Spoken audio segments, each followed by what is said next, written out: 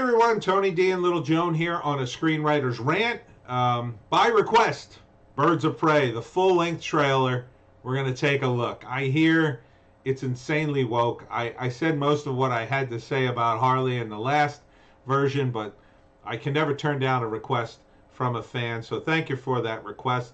Please smash like and subscribe and request your trailer if you would like me to analyze it or tear it apart or whatever. Little Joan doesn't mind, right, Little Joan? Right, Little Joan? All right, let's take a look.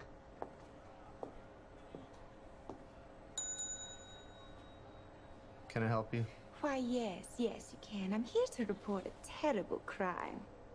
And what terrible crime is that? This one. Ah, shit, I told this all wrong. Quick history lesson. This all started when the Joker and I broke up. It was completely mutual. And soon enough, I was back on my feet, ready to embrace the fierce goddess within. It's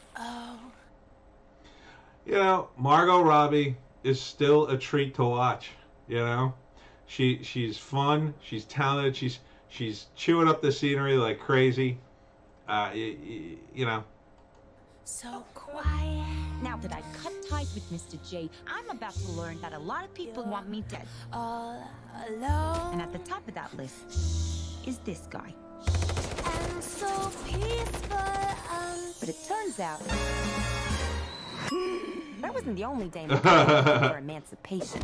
You fall in love. He's after all of us. The kid just robbed him. You betrayed him. You killed his BFF. What? You are so cool. You never. And you're dumb enough to be building a case against him. So, unless we all want to die very unpleasant death, we're gonna have to work together. You know, this is a better trailer than the previous one. This one at least sets up the story, and I know what the heck is going on. Sure.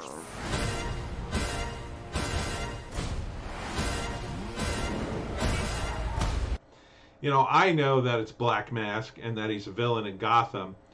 I don't know if the general public knows that. I mean, he seems pretty obscure. You know, again, this all becomes another not Batman show. How many more not Batman shows and movies are we going to see without Batman?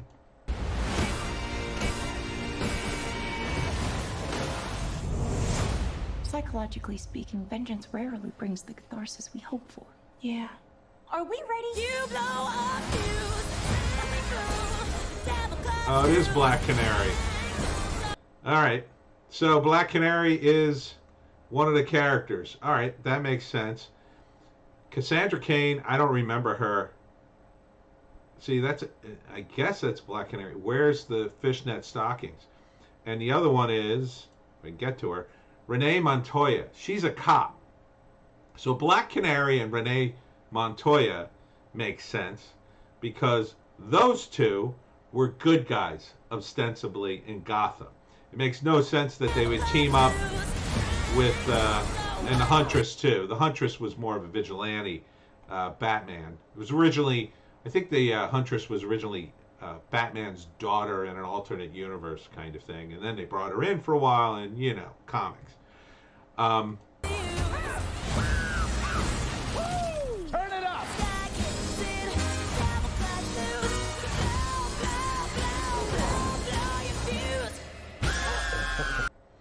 You know, I like this song a lot, but it feels kind of inappropriate for this movie.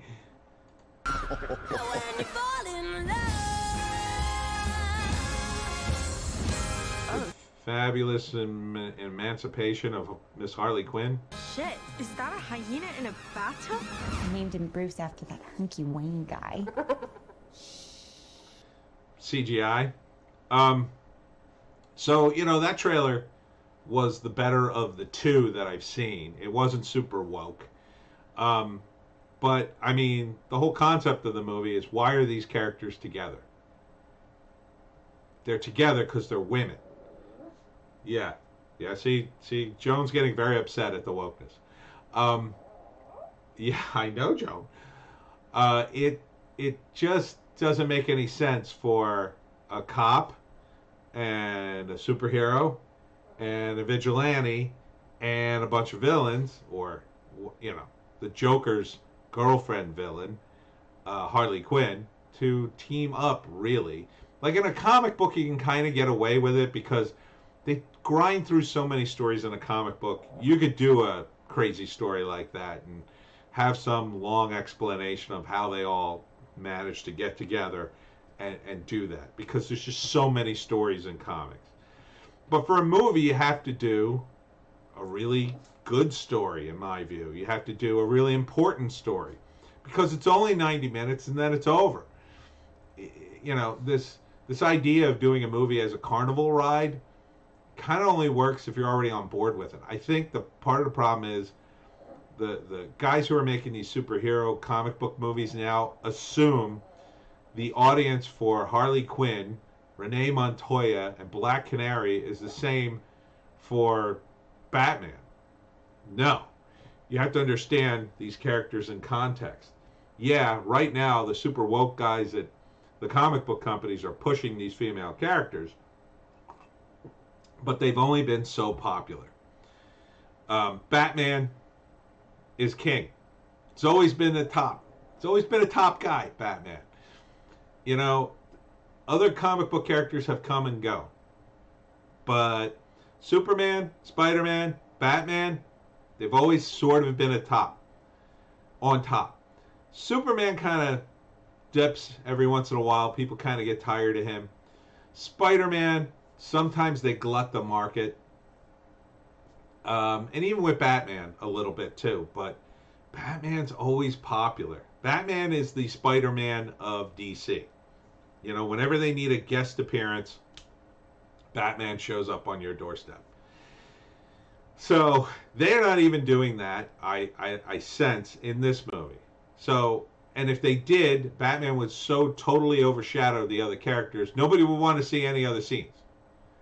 So, and on the one hand, it's smart, they keep Batman out of it, but on the other hand, without Batman, the context is missing. You know, without the entire setup of Batman and Gotham, this is just a crazy movie with crazy women in it running around blowing up things. Black Mask is barely on the radar in the world of comics. Barely. For them to pick Black Mask, they must have just picked one of the villains they haven't used yet. I mean, you know, which could work if you did something cool and character driven like Joker.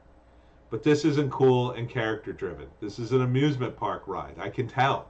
It's explosions and craziness, and you know, it'll probably be fun to watch because Margot Robbie is just hilarious and she's doing the Mr. J voice. But ultimately, this is kind of a feminist superhero movie. And where are the good guys? You know, Batman, you see Batman operate, it's pretty clear he's a good guy. He doesn't kill people. He's fighting with the cops. He's bringing criminals to justice. Where's that in this movie? This is think of this premise. Jilted Harley Quinn, who breaks up with her boyfriend, goes on a rampage to, I don't know, prove she's better than him. I just don't see how, you know, if you're a feminist, is it just that you just want to see only women in movies? Is that somehow make it a feminist movie? To me, this whole genre isn't even aimed at women. You know, there are plenty of other movies. You know, I've seen tons and tons of these horrible, awful romance movies, and they're terrible. They're all the same. Like, why don't the feminists invade that genre of movie and make that feminist? That's aimed at women. Women are already watching that. Why would you beat men over the head with this message. Superhero movies are aimed at men. Comic books are aimed at men. They don't, in my view, want to see this. You know, they like that there are good-looking women in it, I think. You know, I think they like to watch Margot Robbie, and they're going to talk about how good she looks. But is that really feminism? I mean, is that really women's empowerment when you're basically just showing off how this girl looks? I mean, why don't you just have a bunch of fat women in the movie and make them all the main characters? Why don't you just make them old and fat? I mean, you know, if you want to give us empowerment, it just seems like the entire premise of this is to, first off, exploit the last vestiges of whatever's left for superhero movies, and to push this women. See, women can do it. It's a movie. Anybody can do anything in a movie. So you're not really accomplishing anything. The message is just a movie, you know? If the movie's not good, if people don't want to see it, it almost doesn't matter what the message is.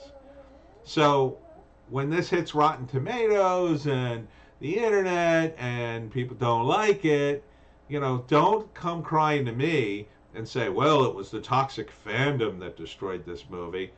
No, this isn't how you make a superhero movie. This isn't how you make a comic book movie. This isn't how you make a movie. You don't start with, okay, let's do one with nothing but women. That's a bad premise. That you've already screwed the pooch when you start with that premise. There's no reason for there to be only women in a group. There's just no reason for it. There could be, you know, when they did the movie Working 9 to 5 with Dolly Parton and Lily Tomlin and Jane Fonda, they were secretaries.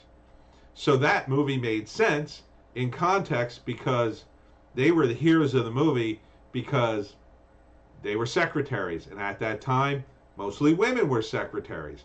And they had a sexist boss. And they fought against him and they won. That makes sense.